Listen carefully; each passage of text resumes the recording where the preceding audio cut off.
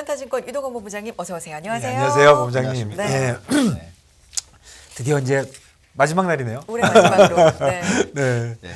겉으로 웃고 있지만 속은 새까맣게 타 있다. 별 말씀을요. 뭐 금년 뭐 다 어려웠고 올해 또 이렇게 어려운 장에서 버텼기 때문에 내년엔 더 좋은 일이 있을 거다 정말. 생각합니다. 네. 예. 자, 올 한 해 힘들었잖아요. 네. 진짜. 정리를 좀 해봐야 되겠죠. 예. 정리를 정리 좀 한번 하고 해주시죠. 내년 예, 얘기까지 예. 한번 출발해 볼까요? 네. 네. 제가 방송하면서 이제 이런 얘기를 좀 자주 요즘에 하는데 네. 그 지난 30년 동안에 그 굉장히 큰 하락장, 그러니까 미국으로 따졌을 때 네. 대세 하락장이 왔던 때가 2번 있었는데 네. 그 2번을 제가 예측을 했었기 때문에 네. 그때는 참 대응이 오히려 네. 마음이 상당히 편했고 오히려 네. 저희의 기회였다라고 네. 말씀을 드리면 이번이 예측이 불가능 제 입장에서는 네. 불가능했고 보통 확률적으로 저희가 7대 3이라 그러면 7쪽에 저희는 베팅을 하거나 투자를 하는데 네. 3이 일어난 케이스가 되다 보니까 뭐 한마디로 계속 1년 내내 네, 정말 어려운 장이었다라고 말씀을 드릴게요. 네. 그래서 지금 이제 연말이 돼서 한번 봤어요. 네. 작년 말 올해 연초에 저희가 돌려봤던 여러 가지 모델들 중에서 그래도 그나마 집어낸 게 뭐가 있었나 하는 부분을 보면서 똑같은 케이스로서 이제 앞으로의 1년을 봤었을 때 네. 도대체 우리가 어떻게 투자 전략을 좀 세워봐야 되나 네. 뭐 이런 노력을 좀 해봤습니다. 네. 근데 그렇게 하려면 어쨌든 우리가 정리를 좀 해야 되겠죠. 네. 네. 그러니까 얼마나 지금이 힘든 시장이냐라고 얘기했었을 때 제가 방송 여러 번 하면서 100년 내 최악의 어떤 이 자산 배분 시장이다. 네. 네, 채권과 주식이 다 빠졌죠. 다 빠진 네. 건데 두 자릿수 하락률을 보인 네. 날 해는 100년에 딱 한 번이었다. 네. 네, 그렇기 네. 때문에 정말 어렵게 다가온다라고 말씀드리겠고 저도 경력 30년 차지만 가장 힘든 해였다라고 네. 말씀을 드립니다. 근데 심지어 12월 달까지 네. 12월 달 보시면은 한 달 여기 숫자 나와 있죠. 이게 어제를 뺀 겁니다. 어제 반등이 일어났으니까. 네. 한 달로 보시면은 S&P가 한 7.3% 빠졌었고 나스닥이 11%, 중소형주 경기 민감 쪽은 거의 9% 빠졌어요. 이게 50년 역사상 12월 하락을 마감한 경우가 한 20%도 안 됩니다. 한 10몇 프로 돼요. 근데 역대 두 번째로 나쁜 수익률입니다. 그런가요? 네. 네, 많이 빠졌어요. 2018년이 두 자릿수였고요. 네. 딱 한 번. 네. 이번이 거의 한 자릿수 후반에 하락률을 보여주고 있습니다. 네. 도대체 왜 이런 현상이 네. 자꾸 일어나느냐 하는 부분에 있어서는 뭐 이번 달에는 이런 이슈들 가지고 하락을 일으켰죠. GDP 성장률이 예상보다 높게 나왔다. 네. 근데 사실 이건 실질 성장률이거든요. 근데 이게 인플레이션을 자극한다. 근데 그거 좀 이상하거든요. 인플레이션 뺀 숫자인데, 예, 그래서 오히려 이걸 좋게 받아들였어야 되는데 나쁘게 받아들였어요. 그리고 그렇게 나쁘게 받아들였던 이유가 이 숫자, 제가 굉장히 좀 11월 달 숫자가 굉장히 찜찜하다, 네. 불안하다 이런 느낌을 받았었던 게 이제 12월 초에 나왔잖아요. 네. 임금 상승률이 11월 달에 연간 환산으로 계산했더니 10%나 폭등을 했다. 그러니까 전달 대비해서 오르는 거 곱하기 12. 예. 그리고 작년 동기 대비해서 숫자도 6.4% 올라갔다. 네. 그러니까 이게 이제 인플레이션을 자극을 할 가능성이 높은데 과거 60년대에서 80년대에 있었던 이렇게 낙타 등의 인플레이션 그래서 다시 빠졌다가 다시 또 올라가면 어떡하냐. 네. 그때 이제 볼커가 굉장히 세게 금리를 더 올렸거든요. 네. 그래서 이 금리가 안 잡히는 게 아니냐 이제 이 두려움을 가지고 왔었습니다. 그렇지만 저희는 이제 그때와 비교하기에는 너무 좀 과하다라고 생각하는데 그만큼 사람들이 이제 불안 심리가 심하겠죠. 그래서 지금 이 터미널 레이시라고 얘기하는 미 연준의 금리에 대해서 다들 이제 어떻게 생각하고 있냐면 내년도에 금리 못 내린다의 기정사실화 시켜놓고 있는 거죠. 5%까지 올리고 5에서 5.5 정도까지 올리고 그리고 나서 보시면은 뭐 연말까지는 거의 건드리지 못할 거다. 그리고 또 파웰 의장과 미 연준이 그런 식으로 자꾸 얘기를 했기 때문에 네. 그래서 여전히 지금 인플레이션, 임금 상승률, 경기를 보면서 금리는 높을 거고 네. 계속 이제 안 좋은 쪽만 보는 겁니다. 네. 근데 사실 그 얘기는 뭐냐면 내년에 경기 침체가 안 온다는 얘기예요. 사실은. 그렇죠? 그렇죠. 예. 네. 근데 또 거기다 대놓고 이제 경기 침체는 오는 걸 기정화 사실화를 90%또 집어넣고 네. 또 모델들을 돌리고 있어요. 네. 그게 어디에 나오냐면 기업 실적 전망치에 나옵니다. 네. 그러니까 4, 4분기가 마이너스 2.5% 이상, 3%. 네. 1, 4분기 실적 증가율 제로, 2, 4분기 제로, 뭐 이런 식으로. 그러니까 이미 경기 침체는 왔다라고 기업 실적에 집어넣어놓고 얘기를 하고 있고요. 금리는 더 높고 실질적으로는 경기 침체는 안 와 있고. 네. 그러니까 이런 식이라서 지금 굉장히 어떻게 보면 비관적으로 네. 얘기를 하고 있습니다. 이 5% 숫자가 또 왜 중요하냐면 그러니까 저희는 이렇게 생각하고 있습니다. 전에도 저희가 보여드렸던 테이블이 있는데 금리가 5% 수준에 있다라고 가정을 하고 그 다음에 2023년과 2024년의 이익 증가율이 0%다. 이익이 안 늘어난다라는 가정을 집어넣고 돌려봤었을 때 다우존스의 적정 가치가 얼마냐라고 계산을 해보면 35,000이고 S&P의 적정 가치가 얼마냐 3,800이 나오고 나스닥의 적정 가치가 얼마냐 했을 때 1,500이 나옵니다. 딱 오늘이네요. 예, 지금 딱 그 숫자예요. 네. 그래서 이제 이게 딜레마인 게 예. 많은 분들은 이것보다 더 월스트, 그러니까 이익 증가율이 0이 아니라 네. 경기 침체. 그죠? 5%인데 경기 침체. 네네. 그러면서 이익 증가율이 마이너스 10%, 20%가 될 거다라는 가정을 집어넣어 놓고 더 빠질 거라고 얘기하는 거예요. 그래서 지금 아까 보여드렸던 지수가 20%, 30%씩 빠졌는데도 추가로 20%, 30%더 빠진다라는 논리를 많이 가지고 나옵니다. 그래서 결국은 무슨 얘기냐? 경기 침체가 오느냐? 금리는 이미 벌써 다 알고 있는 내용이고요. 네. 5%라고 치고. 네. 그럼 이제 경기 침체가 세게 와서 이익 증가율이 코로나19처럼 마이너스 20%가 나오느냐? 아니면 그냥 경기 둔화 수준에서 이익 증가율이 제로 정도 수준이냐? 이거죠. 그렇네요. 네. 근데 네. 어떻게 생각하십니까? 글쎄요. 글쎄요. 알 수 없는 거죠. 그 경기 침체가 오기에는 네. 숫자들이 너무 좋다라는 얘기죠. 예. 예. 그래서 저희가 생각할 때는 이미 저점은 테스트를 했고 저점을 봤다라고 생각을 하는데 네. 이제 올라가는 데 있어서 자꾸 두려움이 생기는 거고 시간적으로 필요한 거고 또 떨어지는데 오랜 기간에 걸려서 떨어졌으니까 올라가는데도 천천히 올라갈 것 같다라는 부분이 좀 걱정스럽다라고 말씀을 맞아요. 드릴게요. 사람들이 하도 많이 당하면 네. 이게 좀 겁이 나잖아요. 네, 그렇죠. 네. 그래도 이제 좀 다행스럽다라고 또 말씀을 드릴 수 있는 부분이 저희가 이제 인플레이션 쪽을 많이 들여다 보는데 네. 미 연준도 이제 조금 한숨을 돌리고 있다라고 생각합니다. 네. 예, 뭐 그 PC 인플레이션을 제일 많이 보잖아요. 네. 예, 그래서 이게 이제 5.5%로 떨어졌는데 여전히 높죠. 네. 그렇지만 중요한 거는 이제 전달 대비 성장률이 0.1%밖에 안 된다. 그러면 이제 곱하기 12 하면 1.2%죠. 그래서 앞으로 12개월 뒤의 숫자를 봤었을 때 이제 미 연준이 원하는 숫자가 나오기 시작할 거다라는 거고요. 또 근원 PC 인플레이션도 많이 좀 왔다 갔다 했지만 그 주거 쪽이라든지 스티키 인플레이션이 올라가면서 걱정을 하긴 했지만 지금 이제 5% 미만대로 떨어졌습니다. 그리고 또 저희가 계속 요즘에 분석을 많이 해보는 게 임금 상승률이 높다고 해서 계속해서 인플레이션이 높을 것이냐 하는 부분에 있어서는 꼭 그렇게 볼 수도 없다. 그러니까 공급망 부분이나 그러니까 인플레이션 두 가지 축이 있는데 그러니까 디맨풀 인플레이션 이게 수요 쪽이고요. 이게 이제 임금 상승 연결되어 있는 거고 더 앞단에 인플레이션을 굉장히 많이 끌어올렸던 올해 상반기에 그게 이제 유가라든지 공급망 차질이라든지 이런 부분인데 네. 이 부분은 지금 거의 뭐 이제 완전히 정상화입니다. 심지어 그렇게 많이 올라갔던 유럽의 천연가스 가스 가격도 이제 이 전쟁 터지기 전 수준으로 네, 떨어졌어요. 많이 안정됐죠. 네, 그래서 네. 이제 그런 부분을 보고 있으면 인플레이션이 막 1.5%대의 과거 평균으로 떨어진다는 얘기는 아니고요. 그래도 3%대까지는 떨어질 수 있다라는 얘기죠. 네, 그렇게 아직도 되면 뭐 많은 사람들이 좀 어느 정도 리스크가 남아 있다고 하지만 네. 이 코스트 푸시 쪽은 안정될 거라고 보는 게 맞다. 그래서 그 부분이 해결됐기 때문에 1.5는 아니지만 네. 3%대까지. 왜냐하면 디맨풀 쪽은 세니까. 네. 근데 디맨풀이 세다는 얘기는 자꾸 생각해야 되는 부분이 뭐냐면 경기 침체가 세게 오지 않는다라는 얘기입니다. 네.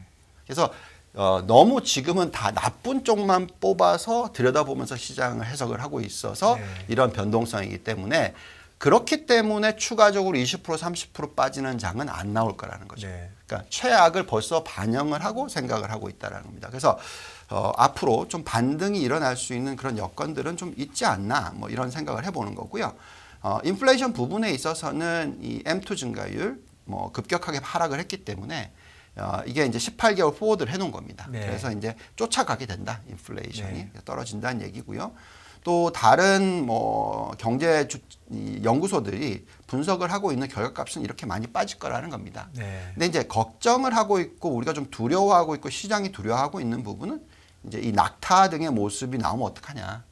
예, 그래서 이렇게 떨어지는 건 이제 올해부터 내년 말까지는 알겠는데 이제 그 다음 해에 이 점선이 다시 올라가 버리면 쫓아가면 어떻게 하냐 이 부분입니다. 그래서 이 부분에 대한 정답이 없으니까 시장이 이제 빠르게 반등을 못하는 그런 부분이다라고 말씀을 드릴게요.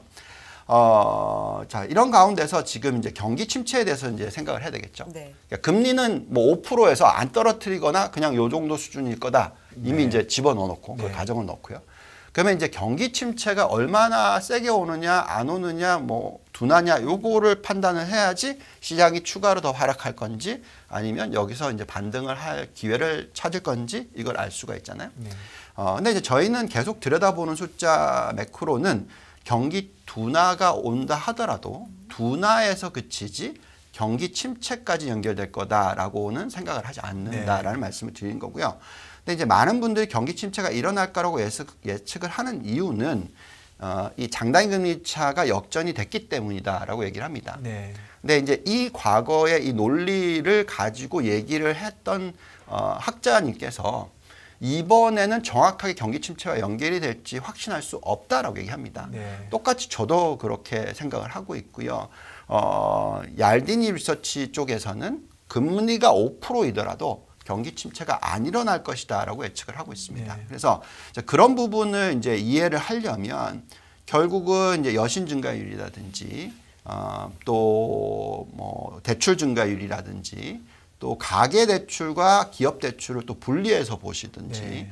이게 다 숫자는 경기 침체를 얘기해 준 숫자들이 아니에요. 네. 그러니까 리먼 사태가 터졌었을 때는 리먼 사태가 터지고 나서 자본금에 대한 문제가 생기니까 모든 은행들이 몸살이기를 시작했고요. 대출이 급격하게 증가율이 떨어졌고 마이너스로 전환이 되고. 근데 지금은 다들 걱정을 하고 있지만 대출 증가율은 계속 늘고 있어요. 예, 그래서 그만큼 기업과 개인의 펀디멘탈이 튼튼하다라고 네. 금융권이 판단하고 있다라는 겁니다. 그거는 저희가 숫자로 볼 수가 있어요. 네. 그게 뭐 가계부채 비율이라든지 가처분 소득률이라든지 네. 순자산 가치라든지 네. 뭐 등등. 그러니까 더 보여드릴 부분은 이런 부분입니다. 많은 분들이 이제 이 걱정을 하세요. 모기지 금리가 네. 많이 올라갔죠. 네. 그래서 이것 때문에 이제 부동산 가격도 많이 급락을 하고 있어요. 네, 네. 그래서 이게 이제 2008년도의 재현이 아니냐. 우리나라는 더 그렇게 피부로 느끼거든요. 왜냐하면 우리나라는 부채 비율이 지금 가계가 굉장히 높아요. 그래서 부동산 가격이 심지어 강남권이 10% 빠졌다. 뭐 이런 뉴스도 있더라고요. 그래서 이런 얘기를 듣고 있으면 미국도 정말 그런 상황이지 않을까라는 두려움이 생기는 거죠.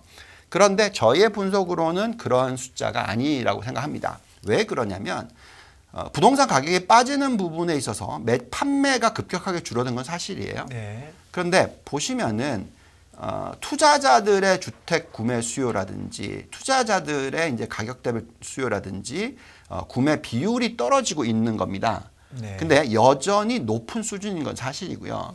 더 중요한 것은 이 데이터인데 뭐냐면 개인들이 예를 들어서 집을 사는 데 있어서 네. 어느 정도의 비중을 현금으로 사고 그리고 대출을 일으키느냐 하는 부분인데 보시면은 많이 올라가 있어요. 네. 그러니까 현금을 많이 그렇죠. 쓰는 그만큼 부채 비율이 낮다라는 네. 얘기입니다.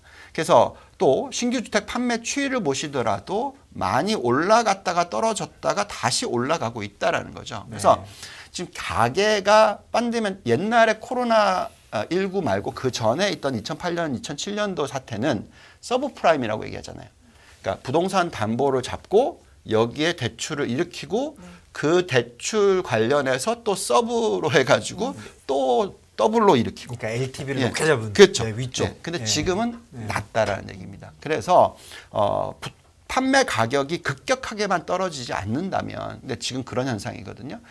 결국은 가계 쪽에서 어떤 일어날 수 있는 이 가계발 부실채권 그리고 경기 침체 이런 모습은 나오지 않을 거라는 거고요. 네, 그 가능성은 한국 국내에서는 별로 없죠. 네, 한국도 그렇고 미국도, 미국은 더 없다라는 거죠. LTV가 높지 않으니까. 네, 그래서 그런 상황이다라고 말씀을 드리겠고요. 그럼 그렇다면 도대체 왜 12월 달에 이런 식으로 이런 현상이 일어났느냐? 네, 그래서 저희도 헷갈리죠. 네. 네, 저희가 사실 11월 달까지 정말 잘 버티다가 12월 달에 어떻게 뒤통수 한 대 맞은 것처럼 좀 힘들었습니다. 네, 그래서 그걸 이해해 보려고 했더니 이제 이런 현상이 나왔던 겁니다. 보시면은 풋콜 레이쇼라는 게 있어요. 네. 그러니까 풋콜 레이쇼라는 것은 단기 베팅에 중요하게 쓰이죠. 네. 네, 아니면 단기 헤징에 네. 중요하게 쓰입니다. 왜냐하면 풋이나 콜이라는 것은 시간 가치가 굉장히 많이 들어가 있어요. 네. 그래서 시간이 한 달이 지나면은 그 가치가 엄청나게 떨어지게 돼 있습니다. 그래서 그랬는데 불구하고 역대 최고치인 2위를 찍었다라는 겁니다. 그러니까 이게 무슨 얘기냐? 12월 달 단기적으로 왕창 끌어내리거나 떨어지는데 베팅을 했다라는 거죠. 네. 근데 그게 트리거를 줬던 게 우리가 다 아는 T라는 회사고요. 네. 그래서 여러 부분들이 이 부분을 보고 있으면 이벤트성 이슈를 가지고 장기화로 연결시키는 스토리를 만들어서 단기적으로 주가를 끌어내렸던 모습이 나온다라는 거고요. 그렇기 때문에 지난 이틀 동안에 또 급반등이 일어나는 부분이 그 종목에 있어서는 일어나고 있다고 생각합니다. 그래서 이번에 12월 달의 하락을 어떻게 보느냐가 내년도의 어떤 수익률을 결정할 거라고 생각하는데, 이것이 단기적인 이벤트성이라고 생각하신다면은 포트폴리오를 긍정적으로 가져가셔야 되는 거고요. 그게 아니라 이거는 계속적으로 또 일어날 거다라고 생각하신다면 포트폴리오를 중립 이하로 떨어뜨리셔야 되는 거고요. 예. 그래서 이제 그렇게 보시는 게 중요하다라고 말씀을 드립니다. 자, 그렇지만 저희는 이제 이런 생각은 합니다. 지금이 어떤 장기적인 롱 스토리의 테마를 만드는 시작 시기다라고 생각합니다. 네. 왜 그러냐면 이 인베스트먼트 팀이라고 얘기해서 항상 데케이라고 얘기하죠. 10년 단위로서 항상 오는 이 급등을 하는 인덱스나 이런 추세가 있어요. 그게 우리가 흔히 얘기하는, 우리나라로 말하면 대장주라고 얘기를 하고요. 미국으로 얘기를 하자면 장기 투자 테마라고 얘기를 합니다.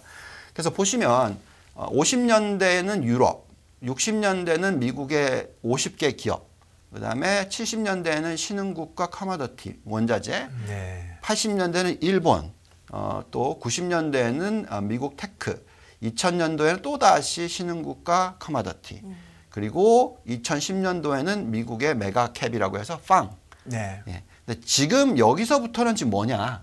뭘까요? 예. 저는 뭐라고 생각하냐면 전기차, 전기차 배터리, 전기차 부품, 그리고 그렇죠. 이게 연결되어 있는 신재생 에너지, 여기에 또 연결이 되어 있는 자동화, AI, 뭐 이게 뭐 또 자율주행도 연결이 되겠죠. 그래서 이 전체 테마가 10년짜리라고 생각합니다. 그래서 그게 성장이 줄어들거나 성장이 안 일어나고 있다라는 데이터를 확인하신다면 문제가 생깁니다. 네. 근데 그 유명한 지금 T라는 기업도 네. 그 성장 스토리는 여전히 남아 있어요. 그러니까 YOY 증가율이 50%라는 거죠. 네. 예, 그렇기 때문에 이제 그런 것들을 보면서 판단하시는 게 중요하다라고 말씀을 드리겠고요. 자, 그래서 저희가 이제 이렇게 얘기를 해도 너 맨날 틀렸잖아 올해 뭐 이렇게 얘기를 하시는 분들이 많기 때문에, 그러면 좀 맞은 건 뭐가 있냐? 예, 요거를 보고 그걸 가지고 시장을 한번 보자라고 했었을 때 이제 이런 답이 나옵니다. 자, 1년 전, 그러니까 작년 말이에요. 딱 요맘때입니다. 저희가 이제 돌렸었을 때의 모델상에 가장 매력이 있는 지수가 뭐로 올라왔냐면 다우존스가 올라왔고요. 대만의 가권 지수가 올라왔습니다. 그래서 다른 것들은 많이 틀렸지만 요 두 개는 올해의 가장 수익률이 좋았던 인덱스들이에요. 네, 상대적으로. 상대적으로. 네. 네. 자, 그래서 똑같이 네. 해보자. 네. 해서 지금은 어떠냐라고 하면 사실은 나스닥이 다시 올라옵니다. 네. 예, 그리고 한국 코스피가 제일 올라와요. 위에 게 나스닥인가요? 예, 위쪽이 선진국이고요. 예. 예, 밑에 쪽이 신흥국입니다. 아, 예. 예, 그래서 다른 거는 안 하더라도 제가 포트폴리오를 네. 올해 구성을 하는 데 있어서 나스닥 100과 코스피만큼은 비중 확대로 가져갈 거다라는 네. 전략입니다. 그래서 이게 맞을까 틀릴까의 부분에 있어서는 많은 분들이 뭐 당연히 많이 틀렸으니까 못 믿겠다 얘기하시는 분들도 그게 있을 상대적 겠습니다만. 매력도니까요. 그렇죠. 예, 예. 예, 그래서 상대적 우리가 보통은 투자를 하는 게 미래는 아무도 모른다 하잖아요. 네. 네. 그렇지만 미래에 있어서 상대적으로 더 일어날 확률이 높은 쪽에 내 돈을 중요한 네. 소중한 돈을 투여를 하는 게 네. 상대적인 결과값으로는 덜 깨지거나 아니면 더 높은 수익을 올리거나 하는 건데 지금 현재에서 12개월 포워드로 봤었을 때는 나스닥 100과 코스피가 지금 선진국과 신흥국에서는 가장 매력이 있다. 예, 우리 라고 시청자분들이 제일 많이 가지고 계시는 게 지금 딱 제일 1등으로 올라왔습니다. 네, 그래서 그게 정말 저희는 중요하다고 생각을 네. 하고요. 그래서 심지어 저희가 너무 빨리 실었다고 생각을 하고는 있으나 저희가 글로벌 포트폴리오에도 한국 비중을 들고 갑니다. 해야 된다. 네, 그렇게 네. 가져가고 있습니다. 그다음에 이제 중국 쪽에 대해서 조금 살짝 얘기를 해드리면 네. 중국이 워낙 안 좋았었기 때문에 네. 지금 내년도에 성장률이 회복을 할 수 있는 가능성이 많이 생기고 있어서 네. 그렇다면 이게 또 한국에 수혜를 줄 수 있는 부분이다라고 생각하시는 게 좋겠고요. 지금 보시면 이제 중국의 핵심 경제 지표 중에서 정말 중요한 부분이 뭐냐면은 중국은 총알을 안 썼어요. 덜 썼어요. 지난 네. 2년 동안에. 네. 그래서 이 숫자로 보시면은 GDP의 3% 4% 정도거든요. 미국은 거의 20%를 썼습니다. 네. 네, 그렇기 때문에 앞으로 총알을 쓸 게 많이 남아 있어서 만약에 중국 정부에서 적극적인 부양책을 편다면 네. 그게 이제 수혜가 될 수 있다라고 생각을 하고요. 그래서 관련돼서 뭐 지금 계속 얘기를 해드리지만 그 테마, 그러니까 신재생 에너지, 전기차, 그리고 더 나아가서 AI, 자동화 이런 쪽에 투자를 하시고요. 그렇다고 해서 또 이 소비 관련 쪽을 투자를 하지 않느냐. 당연히 아까 보여드렸듯이 소비가 괜찮다. 튼튼하기 때문에 경기 침체는 안 올 것이다 네. 라고 생각하고 있어서 거기에 관련돼서도 소비 업종된 종목들을 들여다보고 가장 대표적으로 이 항공이라든지 네. 네, 이쪽도 보시면은 이런 종목들을 포함한 이 ETF도 매력이 있는 JT라는 이런 쪽도 들여다보시는 게 중요하지 않을까라고 생각이 네. 듭니다. 그러면 뭐 다 정리해 주셨고요. 뭐 시간이 여기까지인 것 같습니다. 정말 고생 많으셨고 예. 새해 건승하시기를 본부장님 새해 뵙겠습니다. 예. 네, 리더건 감사합니다. 본부장님이었습니다. 고맙습니다.